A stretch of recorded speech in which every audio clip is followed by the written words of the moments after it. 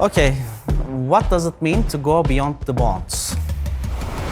We're trying to help the customer to create the solution for them. That's beyond the bond. Making the customer's processes more sustainable. We really reduce costs for the customer. We optimize the processes so that they have more output. A lot of things where we really create impact beyond. We want to help. We want to be able to be part of the solution that helps you build a more efficient plant or a more efficient business. We don't only offer products to our customers, but actually we help them to select the right product for the right application. Product quality is the one thing, but product usage is the other one. We need to really be aligned with our customers.